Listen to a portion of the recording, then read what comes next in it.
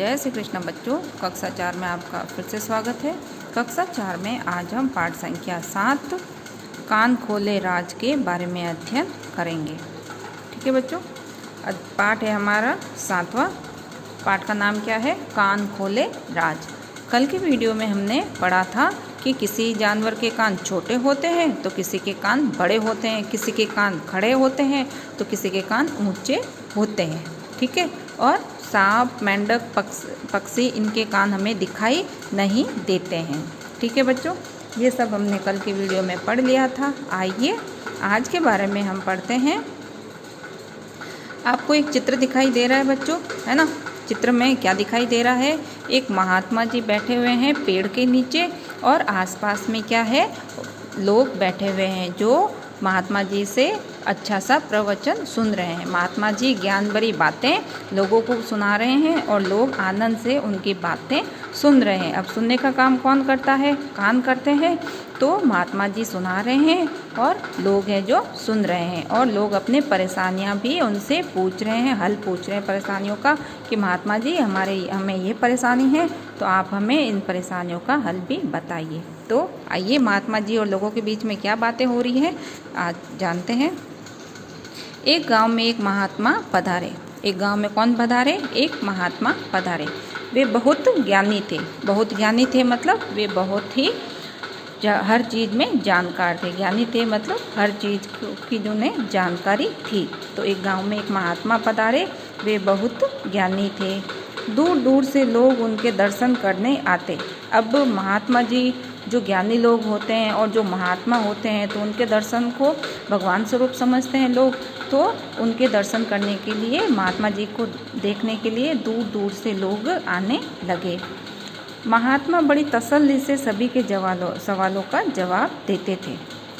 अब महात्मा जी जो थे वो क्या करते थे? बड़ी तसल्ली से मतलब अच्छे से उनकी पूरी बात सुनते थे पहले, और आराम से उनके सारे सवालों के जवाब देते थे। जो लोग सवाल महात्मा जी से पूछते थे उनका आराम से जवाब देते थे, तसल्ली से जवाब देते थे। पर वे सूर्य ढलने के पश्चात ध्यान मग्न हो जाते थे। दिन भर तो महात्मा जी लोगों के सवालों के जवाब देते थे। लोग सवाल पूछते थे, महात्मा जी आराम से उनके सवालों के जवाब देते थे। मगर जैसे ही सूर्य ढलता है ना, सूर्य जब अस्त होने वाला होता था तो उसके पश्चात महात्मा जी क्या हो जाते थे? ध्यान मग्न हो जाते थे। ध्यान मग्न होना मतलब किसी से बातचीत नहीं करना और भगवान का स्मरण करने लग जाते थे। तो महात्मा जी सूर्य ढलने के पश्चात मतलब सूर्य ढलने के बाद में ध्यान मग्न हो जाते थे। फिर वे किसी से बात नहीं करते। ठीक है, जब महात्मा जी सूर्यास्त के बाद में ध्यान मग्न हो जाते थे तो उसके बाद में वो किसी से भी बात नहीं करते थे। चाहे कुछ भी हो जाए वो किसी से बोलते नहीं थे, ना किसी की सुनते थे, ना कुछ खाते थे, ना पीते थे। वो ध्यान मग्न हो जाते थे और किसी से बात नहीं करते थे। कुछ शरारती लोगों ने उन्हें परेशान करने का सोचा। अब बच्चों सब अच्छे लोग हों ये ज़रूरी नहीं है ना, हाँ? तो कुछ शरारती लोगों ने उन्हें परेशान करने का सोचा। किन्हें? महात्मा जी को परेशान करने के बारे में कुछ शरारती लोगों ने सोचा। शरारती मतलब बदमाशी करने वाले। तो शरारती लोगों ने महात्मा जी को परेशान करने का सोचा।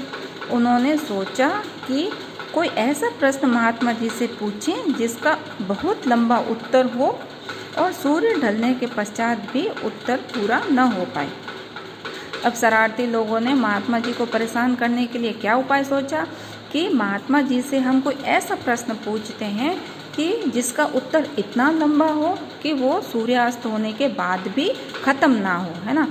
क्यों ऐसा सोचा? क्योंकि सूर्यास्त के बाद तो महात्मा जी क्या हो जाते थे? ध्यान मग्न हो जाते थे, और ध्यान मग्न होने के बाद वो किसी से बातचीत नहीं करते थे, ना किसी की सुनते थे। तो अगर वो उत्तर नहीं दे पाए तो वो दोषी हो जाएंगे, तो लोग सोचेंगे कि ये तो पाखंडी है। तो ऐसा करके शरारती लोगों ने सोचा कि हम कोई ऐसा प्रश्न पूछते हैं जिससे महात्मा जी का उत्तर सूर्यास्त के बाद भी ख़त्म ना हो सके। फिर देखते हैं कि वे क्या करते हैं। अगर हमने ऐसा प्रश्न पूछा तो देखेंगे कि महात्मा जी क्या करते हैं, अपना उत्तर ख़त्म करके फिर ध्यान मग्न होते हैं या अपना रोज़ का नियम है वो तोड़ते हैं। देखते हैं वो महात्मा जी क्या करते हैं। सूर्य ढलने के कुछ समय पहले ही उनमें से एक ने प्रश्न किया।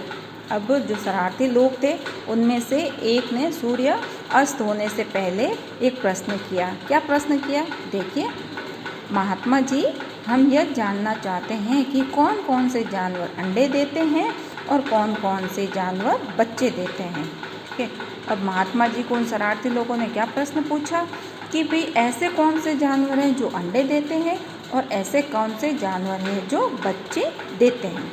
ठीक है, तो शरारती लोगों ने तो सोचा कि इतने सारे नाम गिनाएंगे जितने सूर्यास्त हो जाएगा और महात्मा जी का जो नियम है वो खंडित हो जाएगा, टूट जाएगा, तो महात्मा जी अपना नियम कायम नहीं रख पाएंगे और हमारी जीत हो जाएगी। पर महात्मा जी तो क्या थे? ज्ञानी थे ना, तो वो उन शरारती लोगों से भला कैसे हार सकते थे। तो महात्मा जी ने सूर्य की ओर देखा। महात्मा जी ने क्या किया? अब शरारती लोगों ने भी क्या सोचा कि हम सूर्यास्त से थोड़ी देर पहले ही ऐसा प्रश्न पूछेंगे कि सूर्यास्त हो जाए और महात्मा जी का उत्तर भी ख़त्म ना हो।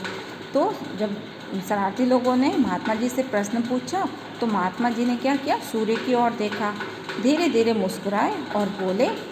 अब महात्मा जी को तो पता था कि ये मुझे परेशान करने के लिए प्रश्न पूछा गया है, पर महात्मा जी क्या थे? ज्ञानी थे, धैर्यवान थे, उनको गुस्सा नहीं आया और वो सूर्य की ओर देख के मुस्कुराने लगे। धीरे धीरे मुस्कुराए मतलब धीरे से मुस्कुराए और बोले, पुत्र, वे सभी जानवर जिनके कान बाहर दिखाई देते हैं वह शरीर पर बाल होते हैं, सामान्यतः बच्चे देते हैं।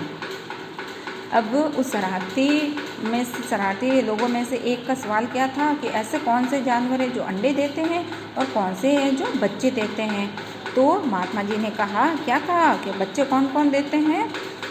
जिनके कान बाहर दिखाई देते हैं। ठीक है, जिनके कान बाहर दिखाई देते हैं और शरीर पर क्या होते हैं? बाल होते हैं। कान बाहर दिखाई देना और शरीर पर बाल होना, तो ऐसे जानवर क्या करते हैं? बच्चे देते हैं। ठीक है, ऐसे जानवर क्या? बच्चे देते हैं, अंडे नहीं देते। और जिनके कान बाहर नहीं दिखाई देते हैं वे अंडे देते हैं, अपवाद को छोड़कर। अब अपवाद कौन है? चमगादड़ है। चमगादड़ क्या है? ठीक है बच्चों, तो जिनके शरीर पे सामान्यतः बाल होते हैं और जिनके कान बाहर दिखाई देते हैं वे क्या करते हैं? बच्चे देते हैं। और जिनके कान बाहर दिखाई नहीं देते हैं वे क्या? अंडे देते हैं। ठीक है, जैसे किनके कान बाहर नहीं दिखाई देते? सांप के कान बाहर दिखाई नहीं देते, मगरमच्छ के दिखाई नहीं देते, मेंढक के कान बाहर दिखाई नहीं देते हैं, पक्षियों के कान बाहर दिखाई नहीं देते हैं, तो ये क्या? अंडे देते हैं, है ना। अब एक चमगादड़ ऐसा अपवाद को छोड़कर, अब ये अपवाद क्यों लिखा गया है यहाँ पे? जो चमगादड़ होती है ना, चमगादड़ क्या करती है? बच्चे देती है। क्या करती है? बच्चे देती है। चमगादड़ के कान बाहर दिखाई देते हैं, है ना, तो वो क्या करती है? बच्चे वो पक्षी है मगर वो बच्चे देती है। ठीक है बच्चों, अब पूछने वाले सभी महात्मा जी के आगे नतमस्तक हो गए। महात्मा जी ने तो अपना उत्तर सूर्यास्त पहले ही ख़त्म कर दिया था, तो जो पूछने वाले लोग थे, जो शरारती लोग थे, उन्होंने क्या किया? वो महात्मा जी के आगे नतमस्तक हो गए, हाथ जोड़ के उन्हें प्रणाम करने लगे। बोले कि महात्मा जी, हमसे गलती हो गई है कि हमने आपको अज्ञानी समझा, पर आप तो बड़े ज्ञानी हैं। आपने तो एक इतने बड़े कठिन प्रश्न को भी चुटकियों में हल कर दिया और शॉर्ट उत्तर में ही आपने हमें समझा दिया कि कौन से जानवर बच्चे देते हैं और कौन से जानवर अंडे देते हैं। जय श्री कृष्ण।